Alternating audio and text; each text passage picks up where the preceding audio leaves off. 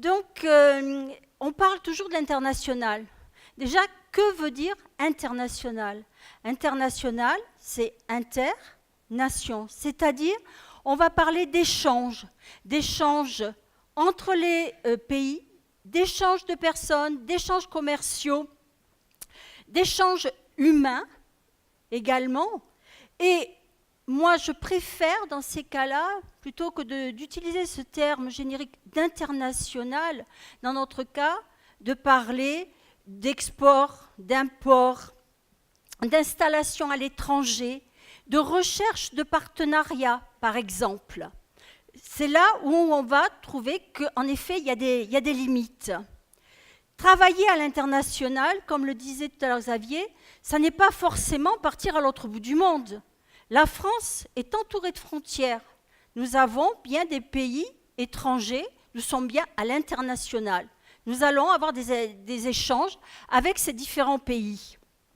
Alors, pourquoi, entre autres, si on prend la France, les Français, pourquoi si peu d'entreprises, si peu de salariés, si peu de gens partent à l'international, partent dans des pays étrangers? Et donc, on se rend compte qu'on a deux causes. Alors, j'ai pris les causes les plus courantes, les plus importantes, parce qu'autrement, on pourrait aller très, très loin. À cause des limites de deux types. Déjà, les limites qu'on se crée soi-même, et ensuite, les limites extérieures. Opa.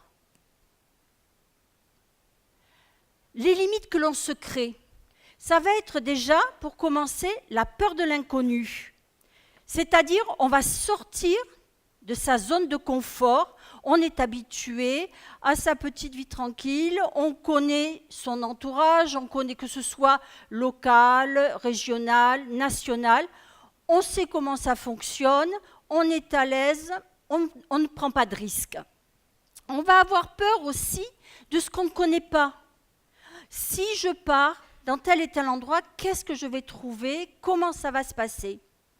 On va aussi avoir peur de l'échec, ce qui va nous amener aussi au manque de confiance en soi. Le manque de confiance en soi, c'est parce qu'on pense qu'on ne va jamais y arriver. Parce que c'est comme, excusez-moi, comme pour les femmes enceintes, on n'entend parler que de celles qui ont eu des problèmes, qui ont fait des fausses couches, etc., mais jamais quand ça se passe bien. Eh bien, pour les entreprises, c'est exactement la même chose. On va toujours écouter les personnes qui n'ont pas réussi, les échecs, ceux qui ne trouvent pas de solution. Et donc, on a très très peur de ce qui peut nous arriver. Et on a peur donc d'échouer. Et surtout, également, pour ne pas être ridicule quelque part, pour ne pas dire « moi, je ne sais pas comment faire », on ne va pas souvent chercher des solutions, on ne va pas en parler. Parce que quand même, on ne veut pas être ridicule, on sait tout, on est chef d'entreprise, ou on est cadre qui veut partir, mais on ne veut surtout pas parler de ce genre de problème. Ce qui fait que on ne sait pas, on n'ose pas chercher, etc., de peur que les gens ne prennent pas très au sérieux. Ensuite, alors, la langue. Je suis désolée d'avoir à vous le dire comme ça, mais les Français ne sont pas reconnus pour leur maîtrise des langues étrangères. Et oui, Et donc, c'est vraiment une erreur de penser que ce sont les autochtones du pays dans lequel vous allez vous installer qui vont s'adapter à vous, qui vont faire des efforts pour vous comprendre. Et ça, c'est quand même quelque chose d'important, ne serait-ce que par respect du pays dans lequel vous allez aller. On vous accueille, on est prêt à vous aider, et en contrepartie, vous n'allez faire aucun effort pour vous faire comprendre. En arrivant, pratiquement, on va considérer que vous arrivez en conquérant. Et le problème de la langue est vraiment un problème important. Et sachez que si vous faites l'effort d'apprendre une langue, les gens du pays seront toujours là pour vous aider à vous améliorer dans cette langue et vous accueilleront toujours avec bienveillance. Ça, c'est quelque chose vraiment de très, très important et que j'ai remarqué tout au long de ma carrière. Ensuite, il y a le manque de stratégie réelle de développement. C'est-à-dire qu'il ne suffit pas de décider de partir à l'étranger et puis que, pouf, ça y est, tout va se faire comme ça. Non, non, avant de partir, il est important, avant toute décision définitive, eh bien, d'étudier chacun des paramètres financiers, humains, logistiques, commerciaux, philosophiques. J'entends par là que la philosophie de votre entreprise, que la philosophie de votre travail convienne au pays dans lequel vous allez vouloir vous installer. Parce que si tous ces paramètres, vous ne les avez pas bien étudiés, vu le pour et le contre, eh bien vous risquez, c'est vrai, d'avoir des déboires. S'installer à l'étranger, ça n'est pas comme ça une aventure en prenant son sac à dos et en se disant c'est bien, je m'en vais, puis advienne que pourra. Il y a peut-être de belles aventures, mais elles sont quand même rares. Ce qui nous amène aux limites extérieures. Alors, une limite extérieure, malheureusement, qui est une des limites importantes, est les besoins financiers. Quand on part s'installer à l'international, eh bien, on a besoin d'un fonds de roulement souvent important, sachant que dans beaucoup de pays, surtout si vous allez vers l'Asie, l'Afrique, etc., vous avez au moins 3 ans avant d'avoir un retour sur investissement. Vous allez dépenser beaucoup avant de faire rentrer des recettes. Donc, il faut bien budgéter et bien donc arriver à avoir les fonds nécessaires pour pouvoir partir. Pour ce faire, vous avez des organismes financiers, vous avez des fonds qui peuvent vous aider. Vous avez, maintenant, on parle de la BPI, on parle de la BPE, on parle de beaucoup de fonds et d'organismes qui peuvent vous aider en ce sens. Ensuite, l'environnement socio-culturel. On est en France, c'est bien, on est bien habitué. En Europe, déjà, c'est un peu différent. Vous avez les anglo-saxons, vous avez les teutons, vous avez les latins. Déjà, on a des différences. Mais dès que vous allez aller beaucoup plus loin, en Afrique, en Amérique du Sud, en Asie, automatiquement, il va falloir vous habituer à ce que vous ayez un tant soit peu de contact avec les gens. Ne pas rester fermé dans votre monde. Moi, quand j'entends dire « avant de vous installer à l'étranger, il faut que vous ayez déjà un réseau », ils ne sont jamais allés à l'étranger, ceux-là, ils ne se sont jamais installés nulle part. Parce que je peux vous dire que quand vous arrivez, vous allez déjà avoir un petit cercle. Ce petit cercle, vous allez l'agrandir. Ensuite, plus ça va aller, et c'est votre cercle professionnel qui va s'agrandir. Vous allez avoir les contacts dont vous avez besoin pour votre profession ou pour votre entreprise. Et c'est là où vous allez avoir un réseau solide, un réseau qui tient la route.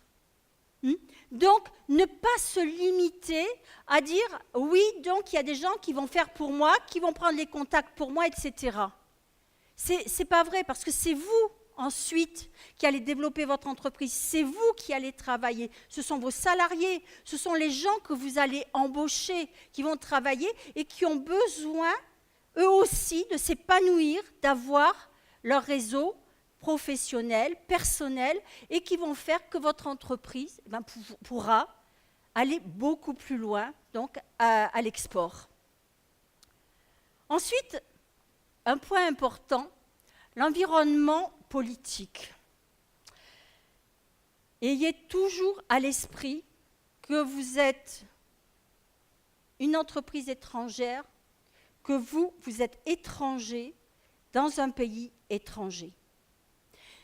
Gardez-vous bien de vous ingérer, de vous immiscer dans la politique d'un pays dans lequel vous allez vous installer.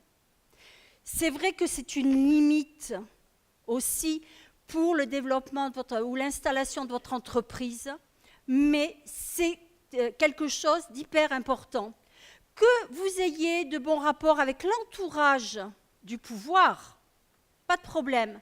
Par contre, évitez d'être avec le pouvoir parce que, surtout dans certains pays, ça change très très vite. Et vous ne savez pas ce qui pourrait vous arriver et ce qui pourrait arriver à votre entreprise en même temps.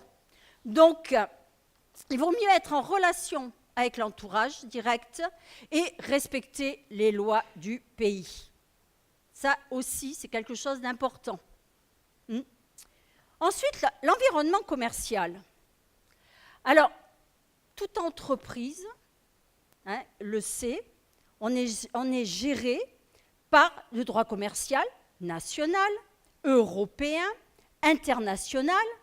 Et donc, souvent, il faut allier les différentes législations pour pouvoir travailler. Il y a certains pays qui savent très, très bien en user et en abuser. Et c'est là où on voit toute la puissance de l'adage, il y a la loi et l'esprit de la loi. Dans la mesure où vous avez certains pays qui ont l'art et la manière de détourner ces lois. Donc là, c'est vrai que c'est aussi une limite donc, au développement souvent d'une entreprise. Par exemple, vous allez aller en Afrique, eh bien, par principe, il vaut mieux toujours faire payer au moins la moitié de vos marchandises avant de pouvoir livrer quoi que ce soit. Parce que ce soit le gouvernement ou les entreprises privées, je pense, j'ai dû en avoir une ou deux qui arrivaient à payer correctement. Les autres, si vous ne vous battez pas, vous n'y arrivez pas. Il faut aussi, vous connaissez un peu le principe des bakchiches. Il y en a, c'est quelque chose de tout à fait habituel, de tout à fait normal. Donc, il faut essayer de se prémunir de ce genre de pratique. Et pour ma part, je dis, il vaut mieux manquer et refuser un marché que gagner un marché de dupes. C'est un principe, c'est le mien. Ensuite, il y a l'adéquation du produit avec la consommation locale.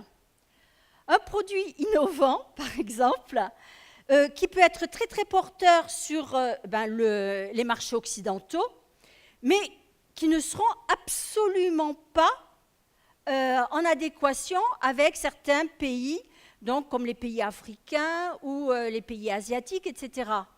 C'est comme si, par exemple, vous essayiez de vendre du matériel électrique en plein désert où il n'y a absolument aucune installation d'électricité. Ou alors, essayer de vendre des robinets dans des endroits qui sont complètement déserts. Ça ne servira jamais à rien.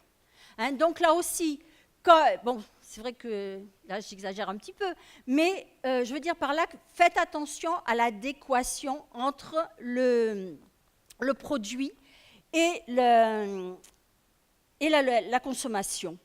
Alors, voilà, je vous ai parlé de plein de problèmes qu'il pouvait y avoir, de limites qu'on pouvait avoir. Pour ma part, moi je suis convaincue qu'il n'existe pas de limites que l'on se donne d'une part, et d'autre part, que il n'y a pas de limite, excepté si on n'essaie pas de les surmonter. Donc, moi je suis très claire à partir de ça. Et du moment où on respecte les règles, on respecte les marchés, on respecte les gens, on arrivera toujours à faire quelque chose. Donc, Voilà, donc pour moi, fixez-vous un but sans limite et fixez-vous des étapes pour y arriver et vous dépasserez toutes les limites. Voilà, merci beaucoup pour votre écoute.